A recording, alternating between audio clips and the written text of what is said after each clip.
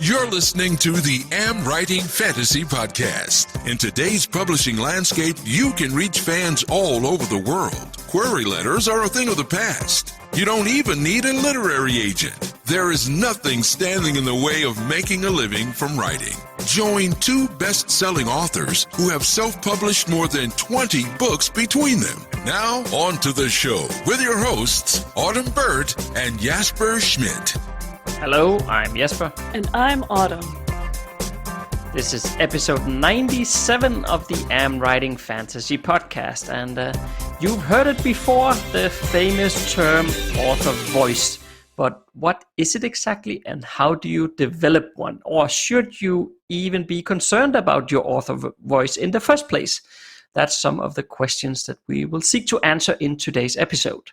Oh, it'll be so much fun because I actually did some homework for this one again. I did some research and figuring some stuff out because I can see why it's a confusing topic. And some of the posts I read about it, I'm like, no, that's not what you're actually talking about. So it'll be interesting to break this one and unpack it. But first, how is the moving saga now that the house has been officially contracted? Yeah, it's going well. We signed the lease on an apartment, which is only like 2 minutes walk from the beach. So that's amazing. That is so amazing. Yeah, I can't remember if I already mentioned it on a previous podcast episode. If I did, then sorry, dear listener. But he's so excited. But we're actually looking. Yeah, we're looking forward to moving actually, and the kids are also really much looking forward to it because they're going to get closer to their school and to their friends. You know, from the apartment, it's only a 15-minute bus ride to school. Whereas today, we have to drive the kids every time. And if they were to take the bus today, it would take them a bit more than an hour to get to school and to visit their friends and so on. So, yeah, the kids are very much looking forward to it. But yeah, my wife and I are also looking forward, because it's going to be releasing some pressure on us to act as chauffeurs all the time. Yeah, you're going to get away with not having to drive the kids way before they turn 16. So that's exciting. Yeah, that's good, yeah. But I think that the trick becomes now, how do we get all the stuff from a house to fit into an apartment, which is probably like almost 50 square meters smaller than the house. Wow. So it's going to demand some serious organization skills to pull that off. Yeah, you guys are definitely going to have a few things in storage, which we already talked about, the strategies of labeling boxes. So yeah, I think you guys are all set. We have to get a storage room. There's no way around that. No, but it'll be exciting, and it's fun to clean out the cupboards and get rid of some things. This from the person who's gotten rid of like 99% of the stuff she's owned, so don't get me started. I don't know if I would use the word fun, but okay. It's cathartic. How's cathartic? That's a good word. Yeah, fair enough. At least it will be done once it's over with. Then I will feel like it was nice. But sure. In the process itself, I'm not so excited about it. No, that's always the hard part, going through it. Yeah. How about you? Oh, it's good. The leaves are falling here in Vermont so much it looks like it's snowing yellow, and it's beautiful. And we've had some rains. That sounds nice. It is nice. The rains have come back, so our little pond and stream outside the cabin have actually filled. So we have flowing water. It's very picturesque. A little chilly, perfect for staying inside next to the wood stove and writing, which is good because being my insane self, I have my own bucket to do for AmWritingFantasy to keep things going here, and I have some clients and people I'm helping with their books or their covers, including some tarot cards I'm suddenly found myself doing some graphic design for. And meanwhile, I'm trying to finish up this trilogy I'm writing and hope to release in early 2021, and I dreamt last night that I was dreaming, so I'm starting to layer my need for sleep in my dreams. It's Inception. It is. I woke up thinking, I'm dreaming about dreaming. This is not a good sign, but I love the direction everything's heading in. I just need more time in the day. I need Hermione's little hourglass clock so I can build myself some extra hours. That would be fantastic. But what if you only woke up from your dream into another dream, but you don't know you're dreaming? Well, today's been really good, so I want to stick to this one. I'm good. I'm fine. I'm fine with living in a dream. It just Okay. if this one can manifest some more dragons and magic, that would be awesome. Yeah. Well, as long as you are, well, then you also have to be immortal or something. You don't want to get roasted by a dragon or something. Okay, yes, as long as the dragon is my pet and will protect me. Okay, that'll work too. All right, that'll work too. Problem solved. Yeah. A week on the internet with the AmWritingFantasy podcast. Now that we are only 3 episodes away from episode 100, it would be a good time for you to submit your questions. Yes, time is almost running out and we need some more questions. So please send us something, anything. It doesn't have to be about writing. It can be about what it's like to live in a tiny cabin in Vermont or to sell your house in Denmark and move into an apartment. Anything. Yeah, that might be a bit boring for somebody in the US to know how you sell a house in Denmark. But someone might want to know. Oh, it could be anything. Maybe. Yeah, I've traveled all across North America in a Land Cruiser, including some amazingly difficult, like, boiling the brakes and having the muffler shear off, and that one time with the grizzly bear. But, so if you're curious, ask. And sometimes... I was going to say, I want to know more about when you were in New Zealand and you went to Hobbiton. Oh, yeah. That was cool. If I have to come up with questions, I know where I'm going. Right, yeah, that's cool. And sometimes as well, I meet some really crazy people when I'm out refereeing, so maybe there's some stories you want to hear there. That's true. You do. Those are always some interesting stories. I had no idea the world of soccer or football is so... deeply strange. It's interesting. It's just it's filled with a lot of very, very passionate people. That's true. And they can't always control their passion. Fair enough. I think that sounds reasonable. I've never been a sports person. Recently managed to get to play pool, which is one of the few sports I enjoy, if you can call it a sport, because it's really mathematical, which is kind of sad. Yeah, but I like that too. Yeah.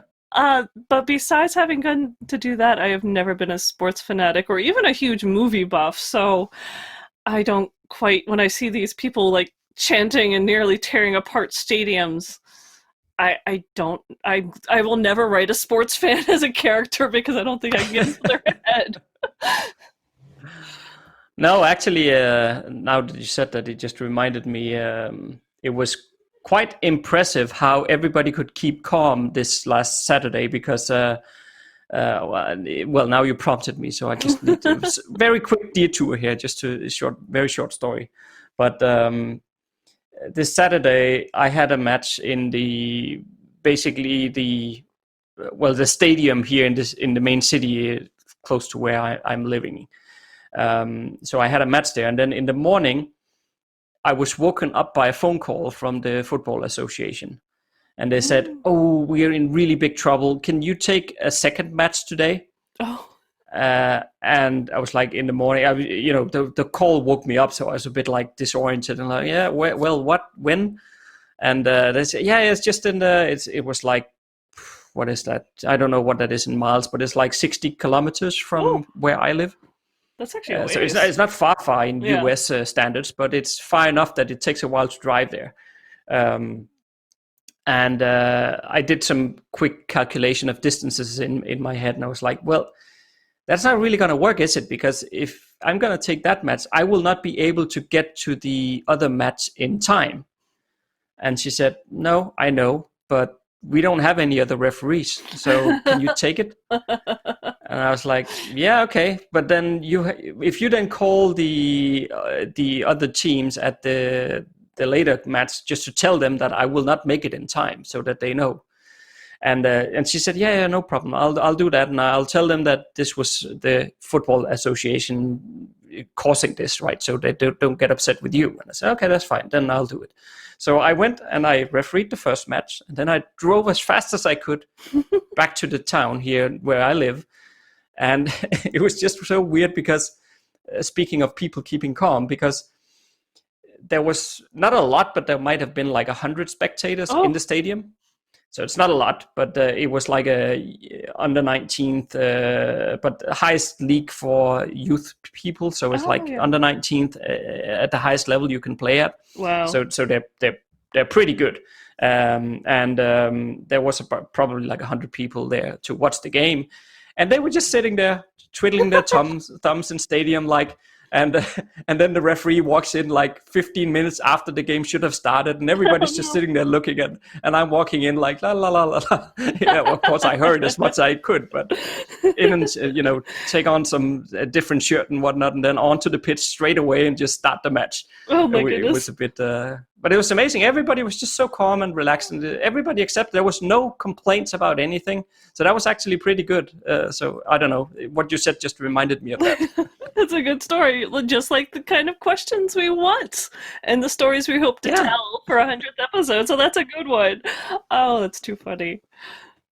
Yeah. So we added a link in the show notes from where you can post your questions. It'll take you to a simple Google form, and you can leave a written question there if you want. But of course, we would prefer an audio or video file where you ask your questions. So that way we can play it during episode 100. Yes, we can have your voice with us on the air. If this is air, what is podcasting? I don't know. Yeah, I don't know. But and of course, if you want to record a video of yourself, don't worry about where you're punching the camera. We don't need the actual images. We just need the audio. So yeah, point the camera at the floor or the wall or something if you want, and then because we're just gonna strip off the audio anyway. So yeah, we don't need any images. So yes, yeah. But all right, before we finish off this segment, we also need to give a huge thank you to Shirley. I hope I am pronouncing that correctly. That was my David guess. Goslin and David Goslin and also Guildmaster Sev. Yes, thank you so much for joining us on Patreon. I think, well, I have said this before, I know, but in all honesty, the support on Patreon is really what justifies the time that we spend recording these podcast episodes every week. So don't get me wrong, we love creating this podcast, and that's the main drive behind why we do it. But that said, it is still time we could have spent on writing. So hence, just $1 on Patreon a month really helps us keep the lights on. So if you haven't checked out Patreon yet, there is a link in the show notes, and I should I should just tell you to take a look at the cool rewards we offer there if you haven't done so already. So the link is in the show notes, and we would love to have you come and take a look. And on to today's topic. Oh, sorry, I was playing my music too fast there. That's okay. I had a quick internet hiccup, which, I'm on cell phone tower repeaters through rural Vermont woods. What can I say? Yeah, that's nice, isn't it? It's nice, except for the internet. We won't get into internet. I am very jealous of your internet. But anyway. We could have a conversation about that if you want. No, I don't think that's what people are tuning in for. They want to know about Arthur voice, so we'll just jump into that, and we'll hope that mind steadies out and the falling leaves do not somehow mysteriously interrupt the airwaves. Or maybe it was a dragon eating a tower. I'm not sure. It was something. It could have been. It might have been. I don't know. I'll have to talk to my dreams again. Right.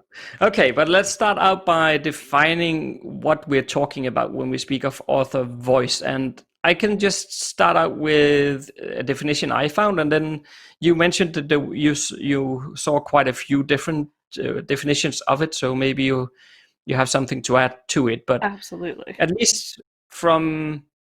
Well, a way I would define it would be to say that author voice it's the choice of words, the way you punctuate, how the author conveys personality in their characters. It's basically like a unique identifier that sometimes at least allows you to recognize the author's writing even if you don't know who wrote what you are reading.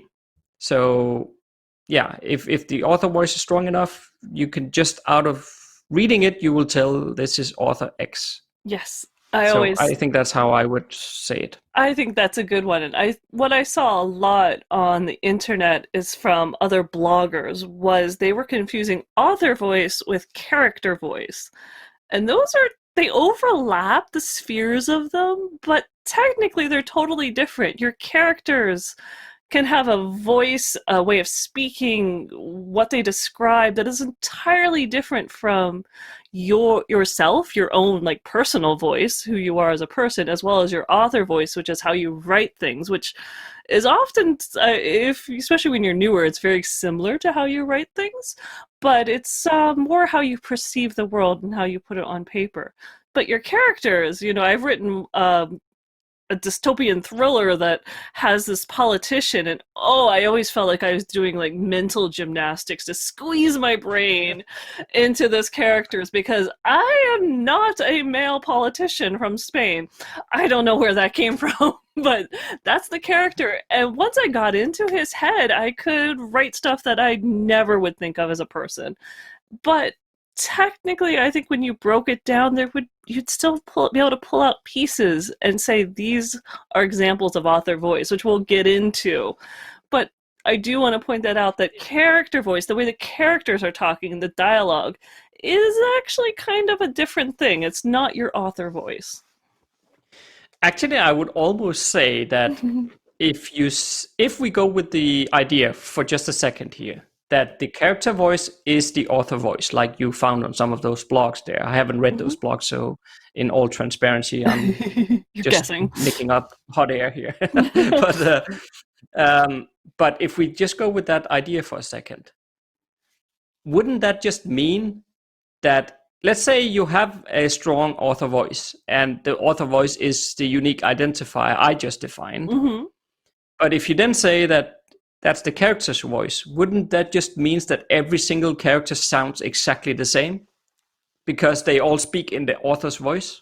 I think that could happen, but that's not what you're going for. You want your characters to sound unique. I agree. Yeah. No, I think you're right. And that's why I think there's some confusion, and maybe especially novice authors might think character voice is author voice, or authors who have a problem separating characters from themselves, which I've definitely seen in some books I've edited and some novice things where it's just like every character sounds the same, which sounds exactly like the narrator. It's all just written in author voice.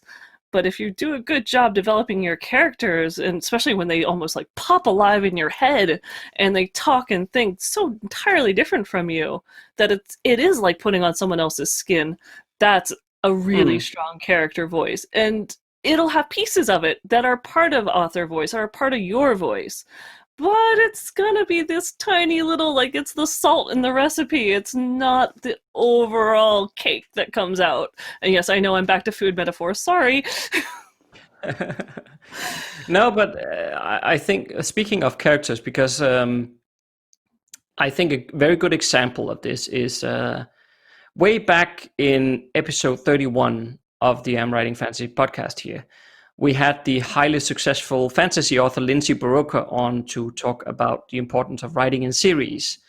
But I've read several of Lindsay's books, and she writes these, well, sometimes they're very snarky characters, other times it's just like very humorous ones, but her characters are always very distinct. And it's definitely part of her author voice, the way she creates characters and the way that they behave. That's part of how she writes. And I don't think she will disagree with me when I say that many of her readers, they come back because of the characters. That's why they read her stories. But that's not to say that her characters sounds the same, because they don't. No. But they all have this very like Lindsay Barocca kind of mark on them. You know that it is her characters. But they are very different characters. They have different goals. They have different motivations. They speak in different ways. But it is just Well, I can't, because, and this is probably the difficult part of it, because it's a unique identifier. It's sometimes hard to put your finger on what exactly it is. But she just has a way of creating characters that is her own way, You're right. and either people love it, some hate it, and they don't want to read her books. A lot of people, I have to say, a lot like it, and they read her books. So that's a good example of what you just talked about. Yeah, that's a perfect example, and that's just sort of stepping back and looking at it from a big picture. So yeah, the way an author creates characters and how well they're created and how unique and different and whatever it is about them is part of your voice. It's part of what you become known for as an author, if that's your style, or if you have, the gritty detective, those other types. There's different ways of writing, and you would be known for that. If you're always have a touch of romance, that might be part of your author voice. So it is something. I actually had a reader leave a review, and I have to admit I looked for it before this one, but I have 20 books out and I can't remember which book this one was on, but they had described that they read a few chapters, and then as they put it, the author's familiar hand came in and they knew it was one of my books. And I was like, oh, that was it was such a beautiful way of phrasing it that I wish I could have found the review, because it summed up how a reader looks at author's voice, how they can say, this is this author. It's like picking up a Neil Gaiman with, having the cover of the title ripped off and about, 6 sentences in, you'd be like, oh, I know who wrote this. That's when you have found an author's voice. Yeah, indeed. Or if we take someone like Agatha Christie, her style was like heavily influenced by her time as a nurse in World War One. She has often characters use poison to carry out the murders in her stories. She also let the psychological trauma of war affect her characters. Yes. So that's a way where her experiences bleeds into her stories, and that's definitely part of her author voice. Yes, that's very true, and it is. I can see it changing over time. Like, I wonder, especially from a novice author, but say if you're a novice author in your 20s and you wrote to your 60s, 70s, or 80s, I'm sure your author voice would also change and evolve, because you're going to go through so many changes in your life. I mean, can you imagine, like, especially if you started writing as a teenager, can you imagine? And so your career is going to span meeting someone, falling in love, maybe having kids, getting married, and all these things. How your author voice is probably going to deepen or change over time. I know when I look back at like my first book, and I mean, that was only written 7, 8, 9 years ago, something like that. I know if I wrote it today, it would sound, to me, I think it would sound nothing like what it is written. It would come out different, similar but different. But I also know that it would be recognizable as mine. And I think it's that recognizable element. That is what your author's voice is. And probably some aspects might not change over your entire life. I mean, for one of them is like how we're saying, like how you develop characters, how much description you put into things. Are you an author who sits there and talks about smelling the orange blossoms in the breeze, or are you one that's just pretty much like, you're straight to the action? Those are differences in how you write, and that's part of your voice. Yeah, and then I feel like throwing a bit of curveball here and then see what you think about it. You're like challenging me on while we're recording, don't you? Yeah, I usually come up with things and then I don't tell you about it in advance, just to throw it because out there. I feel it's more interesting. You don't like it, but I feel it's interesting. You like to see me think of my feet. No, it's not too bad, I promise. It's more like a reflection that I'm curious about your thoughts on. Because if we take somebody like J.K. Rowling, for example, she writes commercial fiction. So does Lindsay Buroker, by the way, and so do you and I.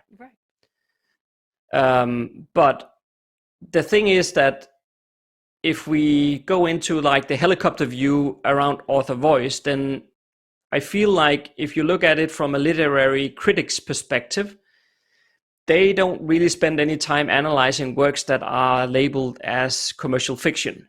They would look at more experimental in writing style and then say, okay, look at this very distinct author voice here and how this is different from what we've seen before, and this is a very brave writing or whatever. Whereas the commercial fiction is just trying to tell a good story. And that's it. Rowling focuses on her audience and she writes for them to get the story across in as a transparent manner as possible, where the prose doesn't get in the way of the story at all. So, and my reflection here is that if we're talking about commercial fiction, how much do we then say that author voice plays into that versus the other types of, fiction where author voice might be more clear, it might be more easy to spot. Yes. All right. So author voice, I think it's speculative fiction with commercial fiction. It is toned down, but it's still there. I mean, if you think about like Ernest Hemingway and his turn of phrase and how he wrote, I mean, it's so easy to know that was, that's Hemingway. Or especially with the style where there's a third person, like omniscient narrator or a narrator. The narrator often comes across as an author voice, even though sometimes it is a character. But something about it creates more of in the literary fiction, has more of a distinctive author voice. And poetry, to me, is a really good example. Yeah. Poets have their punctuation, where they stop their sentences, the words they use. You read a whole book of poetry, you would have a very good feel for that author's voice. And it's often, I mean, you read some poems and you know whether or not you like these authors, or you're going to like the entire book of poetry just based on one or two poems. And it's usually based on the subject and the author's voice. But so I do think it's different with commercial fiction, but it is still there because it's more of a hidden layer. It's still present, though. I mean, where we punctuate, how we develop our characters, whether we use descriptions, those types of things, whether we're fast-paced, whether we have that little bit of romance, you get a feel for what is the package of that author, what you're going to expect in every single one of the books. And it's more than voice, I think, when it comes to speculative fiction. It's like author plotting as well. It's all tied in there. You get the author brand, basically, is sort of your author voice. Yeah, and of course, I mentioned Lindsay Buroka a minute ago, right? I mean, she writes commercial fiction as well, and her characters is definitely very clear part of her author voice. So it's not like... I'm not trying to say that in commercial fiction there is no author voice. I'm just saying that I think it might be a bit harder to notice it. You have to look a bit harder. No, I agree. And I think that's maybe why a lot of commercial fiction, fantasy authors especially, we wonder, like, what is our author voice? Is it the character's voice? It's this nebulous thing. And that's because it is not as forward as it is in like nonfiction. You have a very strong author voice. In literary fiction, you have a very strong author voice. But in commercial fiction and fantasy fiction, it's much subtler because we do want the story to be forefront. We're telling this story where, I like that phrase, you get the prose out of the way. You're trying to get those words from encumbering the story. You want it to flow and be a beautiful story that people don't get hung up on certain phrases where, do literary fiction, you're like, you could have so much more fun with metaphors.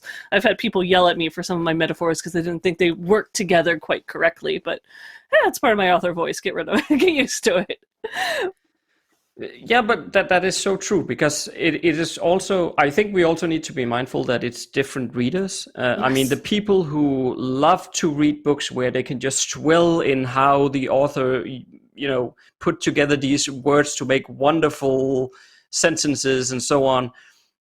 Those readers are different readers than the ones who picks up a commercial fiction paperback and just tears through it, right? Yes. Because they want to absorb the story.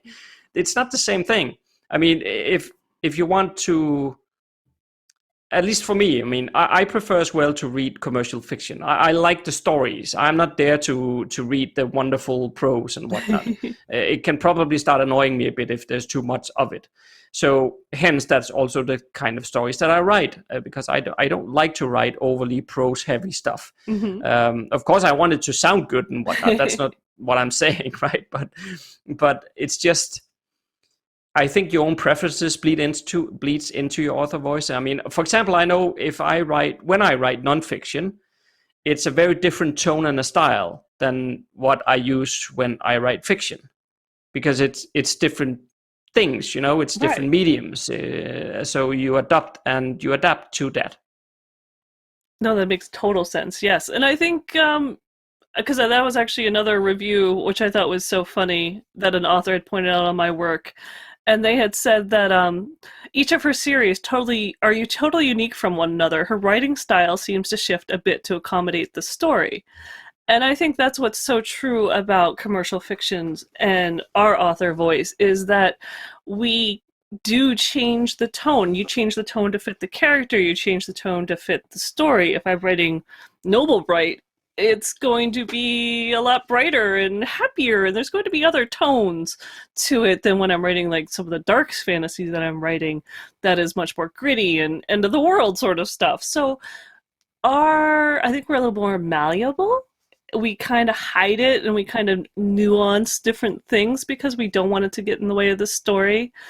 But there's still, how often we use metaphors, that I do always make sure I set a scene very well. The characters, those are all sort of, like I said, it's becomes almost more of a brand. You could almost pull out those aspects and say, these are my books. This is the type of author I am. This is my brand. This is my author voice. Yeah, and I guess a burning question that we could look into a bit here is, how important is it to have or develop a distinct author voice? Because we're sort of tiptoeing around that question anyway now, right? Yes, I guess so. And I like to dance around questions. It's fun.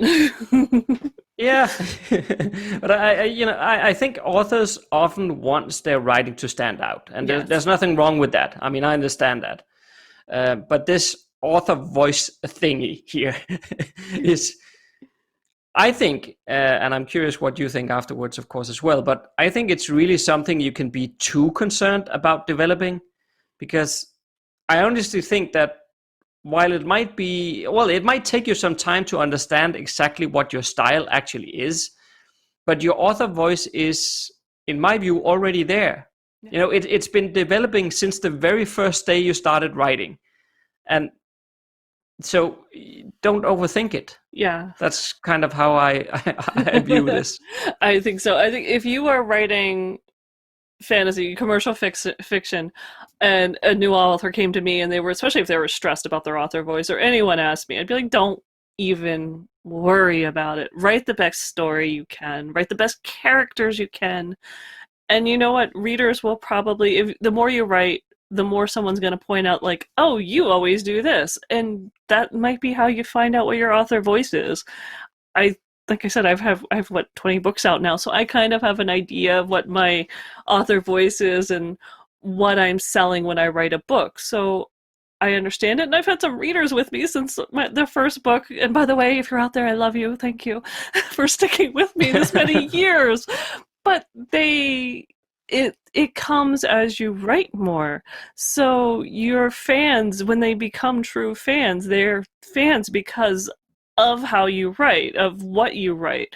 So they come over time, and you don't even have to work on them because it is a part of you and your personality and sort of how you put those words on paper. I did one of the blog posts I wrote, said, someone pointed out that she writes just the way she speaks.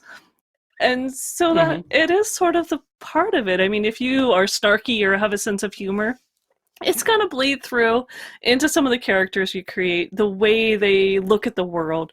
As much as we try to create characters who are separate from us, they're still something we create in, I don't know, the hand of God or goddess that we are as authors. We're going to imbue them with some little sense of looking at the world the way we look at the world. And that's that little touch. That's your author voice coming through in everything you write. It'll be there, but don't sit there and do like exercises to learn to develop your voice. I mean, I guess you could go write some poems. You'll probably figure out your voice very quickly, but it's not going to translate well into a 100,000 words novel.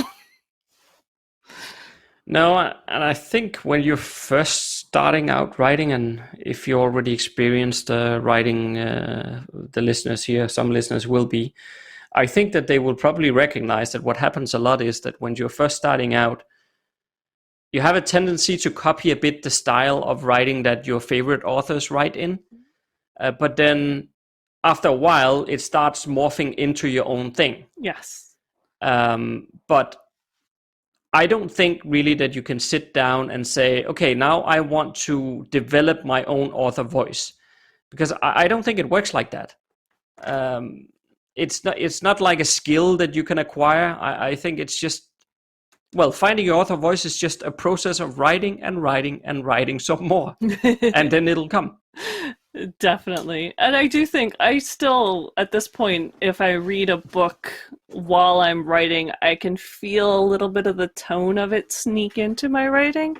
But I do think the editing can, evens it out. That's what good editing does, is it takes care of some of those changes, because goodness knows, even though I've learned to write very quickly, if your writing style over a trilogy over 6 months can change from book 1 to book 3 easily. So it's, that's what editing is good for, is making sure it all sounds like it was the same person written, consistently. But it is definitely something that is there, but it doesn't have to be. It develops, like you said. I think you can change a little bit over time as your experience changes over time, but there's probably going to be some essence that's just simply you and the way you look at the world since you opened your eyes the first time. Yeah, and I've also heard examples of, when people co-write books. I mean, in our case, we're not a good example, because in our case, you will be the one doing all the editing. So in the end, it'll be more in your voice as such, which is fine. But I'm thinking more about the scenarios where I've heard people who they might write alternating points of view or alternating chapters. Oh, yeah, that would be. So in those cases, I think you will be able to recognize that there is a difference in the way each of those chapters are written. I've just heard this, so it's hearsay. I've not read any of such books myself, but I've heard people say that they can tell which author was writing which chapter. That makes, I am sure. I actually think about that when we do Patreon posts, because I do Monday posts and you do ones at the end of the week. And sometimes I try to remember to quote unquote sign mine, put my name at the bottom, because I know, we get newbie Patreons. They don't know which one of us is writing. But I wonder, I think I've seen one or two say, oh, I know it was you, or I knew it was you from on the comment because of how you said something. And so people do pick up those nuances, though I will say, doing transcripts and putting our names on the transcripts of our podcast, I get lost sometimes. So who said what? So sometimes, the longer we know each other, I think we're going to have to watch that. We might start talking a little bit alike, but we have very similar viewpoints on things. So I think that's just the way things go sometimes. That's all right. Considering we're on opposite sides of the Atlantic, it's kind of funny. Absolutely, yeah. No, but I just think it proves the point, right? That we have our own way of saying things. I mean, of course, if you're using the podcast transcript as an example, that comes out just the way we speak. So, but of course, when you are handling fiction, you are editing it, meaning that I would get rid of all the speech impediments I have and correct those and make it sound different, also making sure that I don't start every sentence with so or something like that, right? Like I said in the previous podcast that I have a tendency to do. Right. So I would I would then edit out all those so's to make sure that we start different paragraphs and different sentences differently and so on, right? But whereas the transcript is a bit different because that's just us speaking, Yes. But with fiction, I think some of the author voice lies in the editing as well. I think it does too, because I know that's when you might work in some more metaphors. That's when you might break up sentences and ease in things or add in the description. So whatever you do, it is part of creating your voice. I know I've recently read something that was, the writer didn't do many edits, and I know when I'm doing edits, I'm like 9 passes, which I'm a little obsessed. I like editing, so I tend to do layers and layers and layers of passes when I edit. And again, that is then part of my style, which comes across in my voice. And I know when I look at something and it's not written the same way, I know it's usually the polish is not there because it's not in the editing. And I even know when I'm writing, I wouldn't have called it my voice until I sat down and thought of it while we're recording this episode.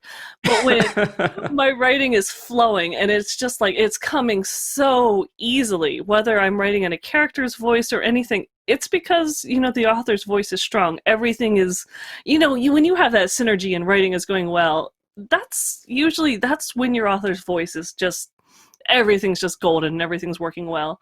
But when I can't find that character voice, when I can't find my style and my flow, it's probably because I'm off a little bit and I just need to sit down and maybe, get into my own head and maybe put on my headphones and write a little bit better, and that'll bring out the author's voice.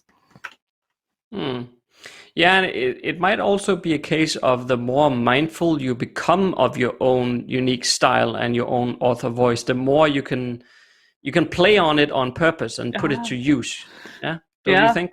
I would think so. And that would be something I would think and say, because I love, once my readers do know me well enough, I start misleading them. That's just sort of the fun, It's like the Pied Piper of Hamelin. You never know if you're going to the seaside or the cliff.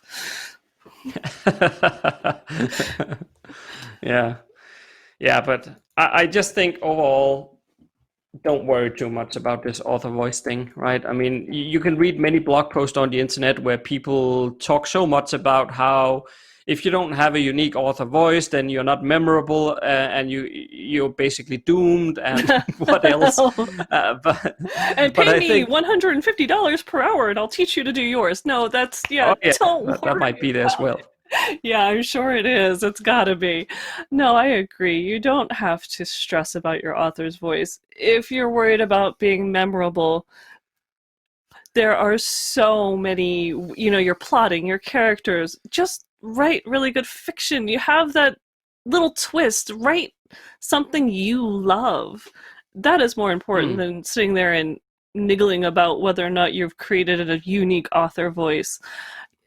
To me, writing, as we often say, it's a marathon, not a sprint. When you start getting your second series, your third series, as you develop all these books, not only will you have found your author's voice, you'll have found fans who love you for your author's voice. And it will have all worked itself out without you worrying a bit about it. So don't lose any sleep. And don't dream about dreaming, because that's just really confusing. You might never wake up. Oh, that was a bit dark. Sorry about that. Thanks. No, but the good news is that the cure is pretty easy, right? Just write. That's the cure. If the author voice isn't clear to you now, it will become clear as time goes by. Yeah. And just keep writing, right? I mean, absolutely. End of story, isn't it? Absolutely. It's a great question to ask your readers in your newsletter after you've, published a couple of series, saying, hey, what's your favorite aspect? What do you think is, my author's voice? And see what people say, because it could be a lot of fun. All right, so next Monday we will do another one of our popular alternating lists. Woo! We will share the top 10 mistakes amateur writers make. If you like what you just heard, there's a few things you can do to support the AmWritingFantasy podcast. Please tell a fellow author about the show and visit us at Apple Podcast and leave a rating and review. You can also join Autumn and Jesper on patreon.com/AmWritingFantasy. For as little as $1 a month, you'll get awesome rewards and keep the AmWritingFantasy podcast going. Stay safe out there and see you next Monday.